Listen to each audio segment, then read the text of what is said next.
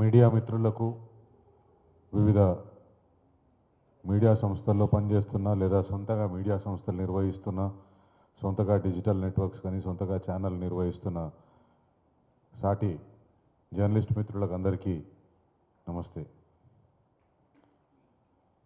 ఈరోజు ఆద్య టీవీ ఆధ్వర్యంలో జరుగుతున్న ఈ రౌండ్ టేబుల్ సమావేశం ముఖ్య ఉద్దేశం what is journalism, who are journalist, ఏంది జర్నలిజం, జర్నలిస్టులు ఎవరు అనే దానిపైన. వాస్తవానికి ఈ చర్చ కొత్త ఏం కాదు, ఈ చర్చ ప్రతిసారి జరుగుతూ వస్తున్న చర్చనే. మన భారత ప్రజాస్వామ్య వ్యవస్థలో 4 స్తంభాలని చెప్పేసి మనం అంటాం. ఆ 4 స్తంభాల్లో ఒక స్తంభం జ్యుడిషియరీ. జ్యుడిషియరీలకు పోవాలంటే మీరు లా చదివి ఉండాలా, ఆ తర్వాత లా ప్రాక్టీస్ చేసి ఉండాలా, అదొక స్తంభం. ఎగ్జిక్యూటివ్లో ఒకవేళ మీరు భాగస్వామి కావాలనుకుంటే కనీసం 10వ తరగతి అయినా పాస్ అయి ఉండాలి, డిగ్రీ పాస్ అయి ఉండాలి. 10వ తరగతి పాస్ అయితే ఏదో ఎల్డీసీనో లేకపోతే క్లర్కో లేకపోతే ఒక ప్యూన్గానో ఏదో ఒక రకంగా ఆ వ్యవస్థలోకి పోతాం. డిగ్రీ పాస్ అయితే ఐఏఎస్, ఐపీఎస్, ఐఎఫ్ఎస్ ఆ లెవెల్లో కూడా పోయే అవకాశం ఉంటుంది. వాటికి ఒక క్వాలిఫికేషన్ అది ఉంది. ఈ మిగతా 2 స్తంభాల్లో ఉన్న వారికి ఏ క్వాలిఫికేషన్లు అక్కర్లేదు కాబట్టి ఆ మిగతా 2 స్తంభాలు ఎప్పుడు కాంట్రవర్సీగా మారిపోతూ ఉంటాయి. రాజకీయ నాయకులకైతే ఎట్లాంటి క్వాలిఫికేషన్ అవసరం లేదు, రావాల్సిన అవసరం కూడా లేదు, వేలిముద్ర పెడితే చాలు అన్నంత రాజకీయ వ్యవస్థ అనే ఆ స్తంభంలో ఉంది. అలాగే జర్నలిజంలోకి వచ్చేసరికి పత్రికా రంగంలోకి వచ్చేసరికి విద్యార్హతలు, ఎలాంటి విద్యార్హతలు అవసరం లేదు. కానీ ఎలాంటి విద్యార్హతలు లేని వాళ్ళు ఎవరు కూడా పత్రికా రంగంలోకి రారు. ఎంతో కొంత విచక్షణ ఉండి, ఎంతో కొంత రాసే స్థాయి ఉండి, రాసే స్తోమత ఉండి, ఆలోచించే శక్తి ఉన్న వాళ్ళే జర్నలిజంలోకి వస్తారు. దురదృష్టం ఏంటంటే ఏ వ్యవస్థలో అయితే ఈ కనీస విద్యార్హత అవసరం లేని వ్యవస్థ ఈరోజు పత్రికా రంగాన్ని విమర్శించి, పత్రికా రంగాన్ని వేలెత్తి చూపించి మీకు ఏం అర్హతలు ఉండాలో మీరు డిసైడ్ చేయండి, ఈ అర్హతలు మీకు ఉండాలన్నా వద్దా, ఈ అర్హతలు ఏం అర్హతలు లేని వారు జర్నలిస్ట్ ఎట్లయితారు, జర్నలిస్టులు క్వాలిఫికేషన్ ఏదైనా ఉండాలి కదా, క్వాలిఫికేషన్ లేకుండా ఏ జర్నలిజం చదువుకోకుండా జర్నలిస్టులు ఎట్లయితారు అనే ప్రశ్నలు ఏ క్వాలిఫికేషన్ అవసరం లేని, చదవడం, రాయడం, సంతకం పెట్టడం కూడా అవసరం లేని వ్యవస్థలో ఉన్న వాళ్ళు కామెంట్ చేయడం చాలా దురదృష్టకరం.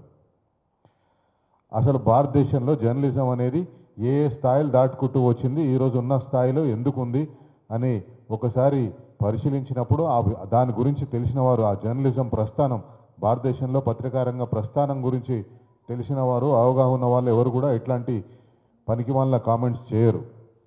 భారతదేశంలో ప్రింట్ మీడియా ఒకటే ఉండింది. ప్రింట్ మీడియా 2007-8 వరకు కేవలం ప్రింట్ మీడియా మాత్రమే ఉండింది. ప్రింట్ మీడియా తర్వాత టెలివిజన్ జర్నలిజం వచ్చింది.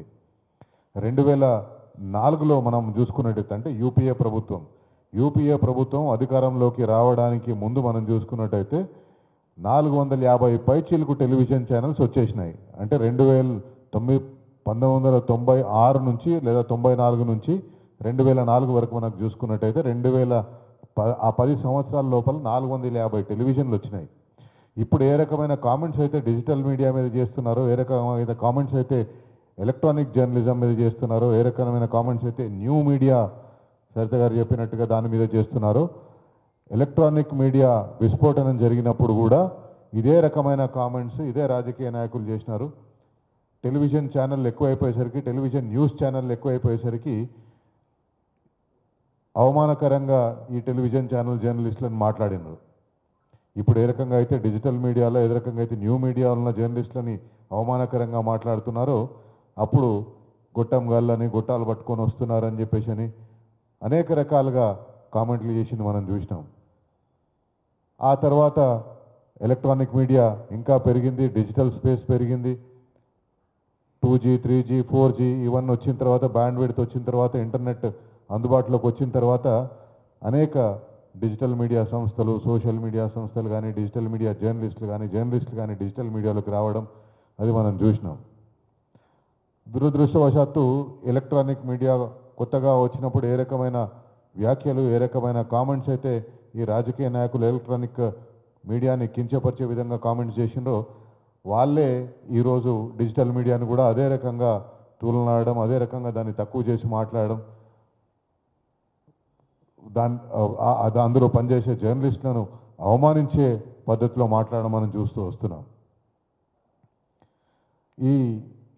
ఈరోజు మనం ఉన్న ఈ పరిస్థితికి కారణం, ఈరోజు ఈ రాజకీయ నాయకులు కానీ లేదా ఈ మీడియాని తట్టుకోలేని వారు, మీడియాలో వస్తున్న కథనాలు తమకు అనుకూలంగా రావడం లేదని భావిస్తున్న వాళ్ళందరూ కూడా మనం ఒకసారి చూసుకుంటే ఎందుకు ఈ రకంగా సోషల్ మీడియా కానీ, డిజిటల్ మీడియా కానీ, ఎలక్ట్రానిక్ మీడియా కానీ, ఈ డిజిటల్ మీడియాలో జర్నలిస్టులు కానీ సొంతంగా యూట్యూబ్ ఛానల్ పెట్టుకోవడం కానీ ఈ పరిస్థితి ఎందుకు వచ్చింది? ముఖ్యంగా ఈ పరిస్థితి రావడానికి ప్రధానమైన కారణం ఇద్దరే ఇద్దరు. ఒకటి యూపీఏ ప్రభుత్వం, ఇంకోటి ఎన్డీఏ ప్రభుత్వం. 2004 నుంచి 2014 వరకు యూపీఏ ప్రభుత్వం అధికారంలో ఉంది.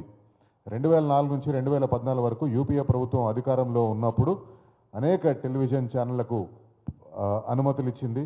అట్లాగే పత్రికా వ్యవస్థ, పత్రికా సంస్థలు దారుణంగా తయారు కావడానికి, పత్రికా సంస్థల్లో పనిచేస్తున్న విలేకరుల పరిస్థితులు దారుణంగా మారిపోవడానికి ముఖ్యమైన కారణం ఆ 10 సంవత్సరాలు. అప్పటి వరకు ఒక 7-8 వేజ్ బోర్డ్స్ వచ్చి ఉంటాయి. మనం చూసుకున్నట్టు స్వాతంత్రం వచ్చినప్పటి నుంచి లేదా 1956 నుంచి వేజ్ బోర్డ్స్ కాన్స్టిట్యూట్ చేసుకుంటూ వచ్చినాయి ప్రభుత్వాలు. జస్టిస్ మనీషానా సింగ్ కమిషన్ కానివ్వండి, లేకపోతే నారాయణ్ కురూప్ కమిషన్, ఆ తర్వాత జస్టిస్ మతీజా కమిషన్. ఈ కమిషన్లన్నీ కూడా జర్నలిస్టుల జీతభత్యాల గురించి, జర్నలిస్టుల వర్క్ కండిషన్స్ గురించి, జర్నలిస్టులు ఏ రకంగా ఉండాలి, జర్నలిస్టులకు ఏ రకంగా ఫెసిలిటీస్ ఉండాలని చెప్పేసి ఈ రకంగా వీళ్ళు కమిషన్లు వేస్తే ఆ కమిషన్లో ఇచ్చిన రికమెండేషన్స్ని తుంగలో తొక్కి ఆ సంస్థల్లో పనిచేస్తున్న మీడియా, పత్రికా సంస్థల్లో పనిచేస్తున్న జర్నలిస్టుల కోసం ఇచ్చిన వేజ్ రివిజన్ కానీ వాటన్నింటిని కానీ అమలు చేయకుండా ఆ కమిషన్ ఇచ్చిన రిపోర్ట్స్ అన్నింటినీ తుంగలో తొక్కి వేజ్ బోర్డ్స్ అనేది ఒక వ్యర్థం, వేజ్ బోర్డ్స్ అనేది లేకుండా చేసి జర్నలిస్టుల జీతభత్యాలు. అందుకు అప్పటి నుంచే ఎప్పుడైతే ఈ వేజ్ బోర్డ్స్ అవన్నీ కూడా మనకు రికమెండేషన్స్ ఇస్తూ పోయినావో ఆ జీతాలు వారు ఇవ్వలేక జర్నలిస్టులని కాంట్రాక్ట్ కింద కన్వర్ట్ చేసి జర్నలిస్టులని ఒక కాంట్రాక్ట్ లేబరర్గా వాళ్ళని చూసి. అన్న క్రాంతి గారిని స్టేజ్ మీదకి రావాల్సిందిగా కోరుతున్నాను. జర్నలిస్టులని కాంట్రాక్ట్ లేబరర్స్ లేదా కాంట్రాక్ట్ ఎంప్లాయీస్ కింద కన్వర్ట్ చేసి జర్నలిజం వృత్తి పట్లనే కొత్త వారు రాకుండా, వస్తే భవిష్యత్తు ఉండదు అని భావించేవారు లేకుండా ఈ వ్యవస్థ చేసింది యూపీఏ ప్రభుత్వం 2004 నుంచి 2014 వరకు. 2014 నుంచి 2024 వరకు లేదా 25 వరకు ఇప్పటి వరకు మనం లేటెస్ట్గా చూసుకున్నట్టయితే 2014 వరకు 450 టెలివిజన్ ఛానళ్ళు ఉన్న మన సిస్టంలో ఈ ఎన్డీఏ ప్రభుత్వం వచ్చిన తర్వాత, అందరికీ తెలుసు ఎన్డీఏ ప్రభుత్వం ఎంత మీడియా ఫ్రెండ్లీ గవర్నమెంటో, ఎన్డీఏ ప్రభుత్వం వచ్చిన తర్వాత ఆ మీడియా సంస్థల సంఖ్య 450 నుంచి 393కు పడిపోయింది. అంటే దాదాపు 70 నుంచి 80 మీడియా సంస్థలు మూతపడ్డాయి. ఆ మీడియా సంస్థల్లో పనిచేస్తున్న జర్నలిస్టులు రోడ్న పడ్డారు, ఏదో ఒకటైంది. సో ఎన్డీఏ ప్రభుత్వం ఏమో వేజ్ బోర్డులను యూపీఏ ప్రభుత్వం వేజ్ బోర్డులను తుంగలో తొక్కి వేజ్ బోర్డులు లేకుండా జర్నలిస్టుల బతుకులు దయనీయంగా చేసేస్తే, ఎన్డీఏ ప్రభుత్వం వచ్చిన తర్వాత వేజ్ బోర్డు పోయింది, జర్నలిజం రెండు కేజ్డ్ బర్డ్స్ అయిపోయినాయి. వేజ్ బోర్డు పోయింది, కేజ్డ్ బర్డ్స్ అయిపోయినాయి. జర్నలిస్టులు అందరూ కూడా ఒక పంజరంలో పక్షుల్లాగా మారిపోయినారు. అప్పుడు ఈ డిజిటల్ మీడియా వచ్చింది. డిజిటల్ మీడియా లేదా సోషల్ మీడియా అనండి, డిజిటల్ మీడియా అనండి, న్యూ మీడియా అనండి, ఏదైనా వచ్చింది. ఆ జర్నలిస్టులు అందరూ కూడా 2014 నుంచి 2024 మధ్యకాలంలో ఎవరైతే జర్నలిస్టులు ఆ మీడియా సంస్థల్లో పనిచేస్తున్నారో 15 సంవత్సరాలు, 20 సంవత్సరాలు, 30 సంవత్సరాలు అనుభవంతో ఆ మీడియా సంస్థల్లో పనిచేసిన వాళ్ళు సడన్గా ఉద్యోగాలు పోయేసరికి సడన్గా వాళ్ళు బయటికి వచ్చేసి ఏం పని చేయగలుగుతారు? ఒక 10 సంవత్సరాలు, 15 సంవత్సరాలు, 20 సంవత్సరాలు మీడియా సంస్థల్లో పనిచేసిన వాళ్ళకు ఈ న్యూ మీడియా అనేది ఒక కొత్త అస్త్రంగా లభించింది. తక్కువ పెట్టుబడి, సొంతంగా చేసుకోవచ్చు, ఎవరి మీద ఆధారపడాల్సిన అవసరం లేదు, ఉద్యోగం మీద ఎవరిని అడుక్కోవాల్సిన అవసరం లేదు. ఆ సమయంలో వచ్చిందే ఈ న్యూ మీడియా. ఈ జర్నలిస్టులు అందరూ అక్కడి నుంచి వచ్చిన వాళ్ళే. ఇప్పుడు ఈరోజు ముఖ్యమంత్రి గారు మాట్లాడతారు క్వాలిఫికేషన్స్ లేవు జర్నలిస్టులకు, క్వాలిఫికేషన్స్ లేని వారందరూ జర్నలిజంలోకి వస్తున్నారనేది. ఒకసారి మన తెలంగాణ రాష్ట్రాన్నే తీసుకుందాం, మనం భారతదేశాన్ని అంతా పక్కన పెట్టేసి తెలంగాణ రాష్ట్రాన్ని తీసుకుంటే, తెలంగాణ రాష్ట్రంలో జర్నలిజం కోర్సులు ఆఫర్ చేస్తున్న యూనివర్సిటీలు 3-4 ఉన్నాయి. Osmania university, Telangana Potti Sriramulu Jayashankar, professor Jayashankar Telugu university, Telangana university, Kakatiya university. ఈ 4 యూనివర్సిటీల్లో జర్నలిజం కోర్స్ ఆఫర్ చేస్తున్నారు. ఉస్మానియా యూనివర్సిటీ జర్నలిజం కళాశాల, ఎందుకంటే నేను అక్కడ చదువుకున్నా కాబట్టి నేను ఉస్మానియా యూనివర్సిటీ జర్నలిజం కళాశాలలో చెప్తాను. జర్నలిజంలో జర్నలిస్ట్ స్టాండర్డ్స్ అని మాట్లాడుతున్న ఈ ప్రభుత్వంలో ఉన్న పెద్దలు ఎందుకు ఉస్మానియా యూనివర్సిటీలో ఈరోజు నాకు తెలిసి ఉస్మానియా యూనివర్సిటీ జర్నలిజం విభాగంలో ఈరోజు కేవలం ఒకే ఒక ఫుల్ టైమర్ ఉన్నాడు, ఒకే ఒక్క లెక్చరర్ ఉన్నాడు. మిగతా వాళ్ళందరూ పార్ట్ టైమర్సే, లేకపోతే పార్ట్ టైం లెక్చరర్సే. ఎందుకు మరి మీకు జర్నలిజం స్టాండర్డ్స్ మీద, పడిపోతున్న జర్నలిజం స్టాండర్డ్స్ మీద అంత ఇంట్రెస్ట్ ఉంటే మీరు ఎందుకు అక్కడ జర్నలిజం పోస్టులు ఫిలప్ చేస్తలేరు? అదే పాలమూరు యూనివర్సిటీ, తెలంగాణ యూనివర్సిటీలో, కాకతీయ యూనివర్సిటీలో, పొట్టి యూనివర్సిటీలో నాకు తెలిసి పరిస్థితి అంతకంటే అద్భుతమైనది ఏం లేదు. ఎందుకంటే ఉద్యోగ నియామకాలు లేవు, ప్రొఫెసర్ల నియామకాలు లేవు, అసిస్టెంట్ ప్రొఫెసర్ల నియామకాలు లేవు.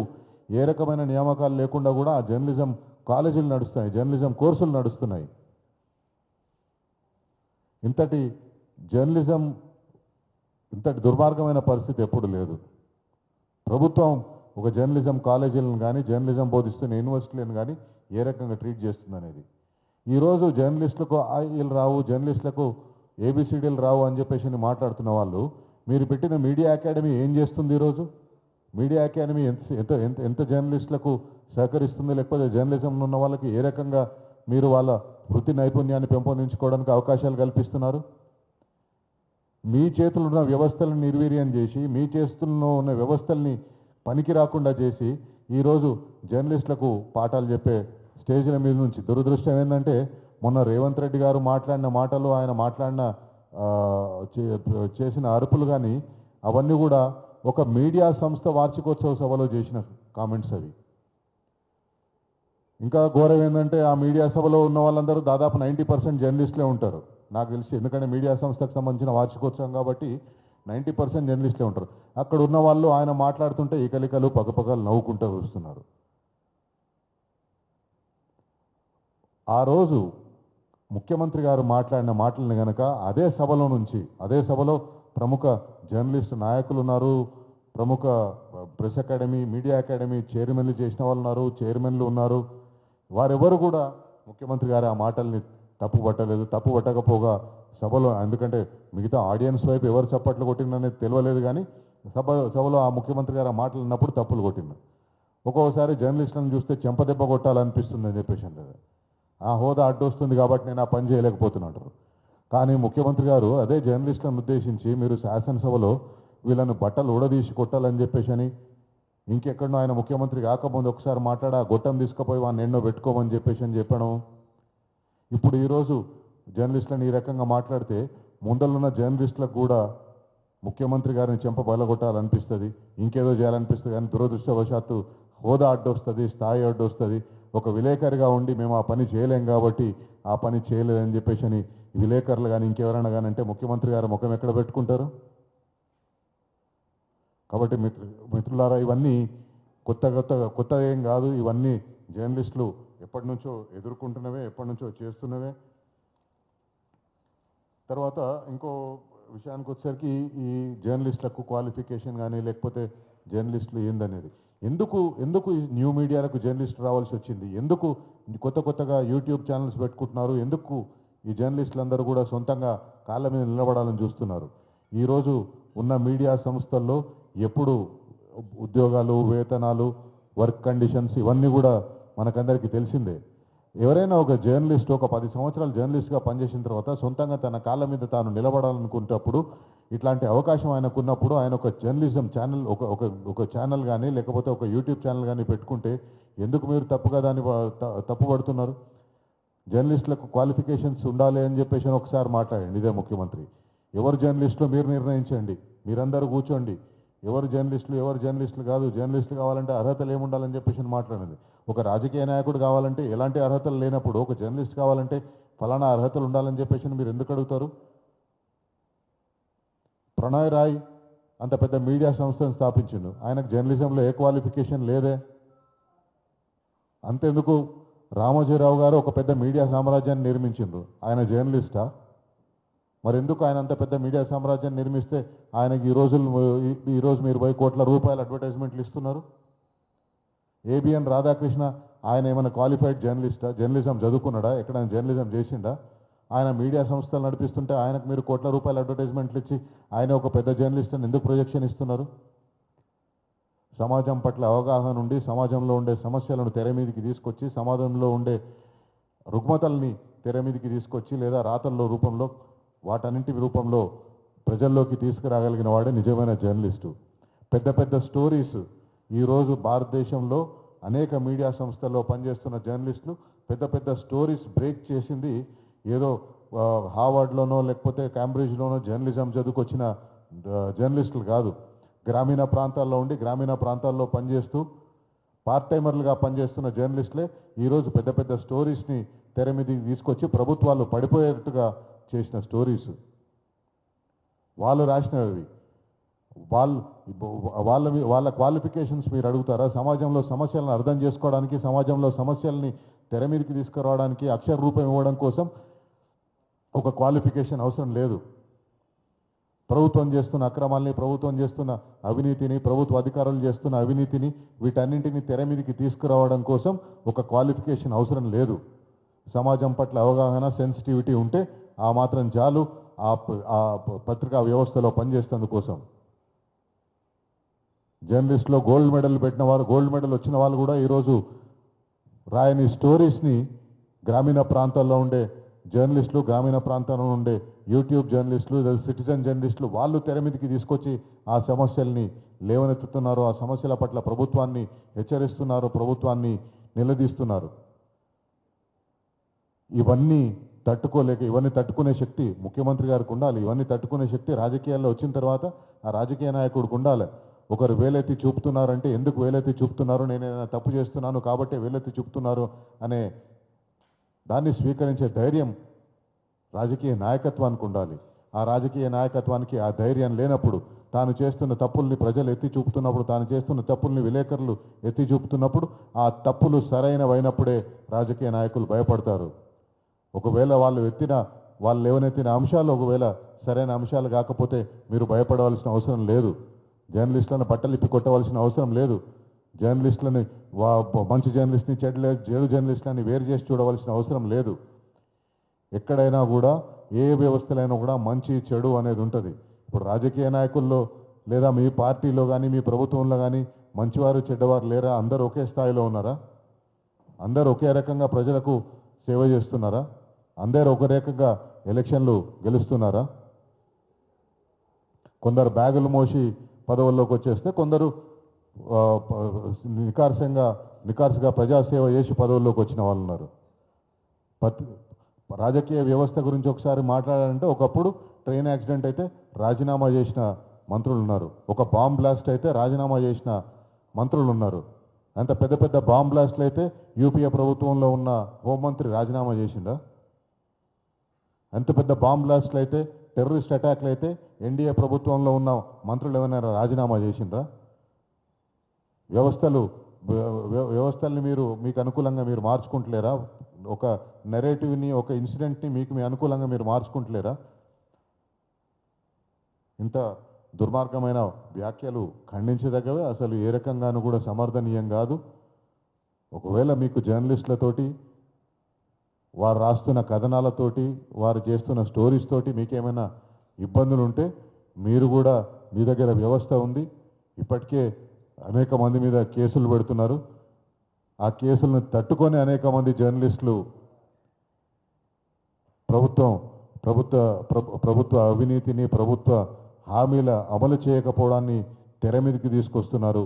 ఖచ్చితంగా ఎలక్ట్రానిక్ మీడియా కానీ, డిజిటల్ మీడియా కానీ, జర్నలిస్టులు అందరూ ఈ కార్యక్రమాన్ని ముందుకు తీసుకుపోవాల్సిందే. ఖచ్చితంగా ప్రభుత్వాన్ని నిలదీయాల్సిందే. ఖచ్చితంగా ప్రజల పక్షాన నిలబడడం కోసం ప్రజల పక్షాన నిలబడడం కోసం ఎన్ని ఒడిదుడుకులను ఎదుర్కోవడానికి సిద్ధంగా ఉండాలి. ఇంకొక విషయం ఇక్కడ చెప్పాలి.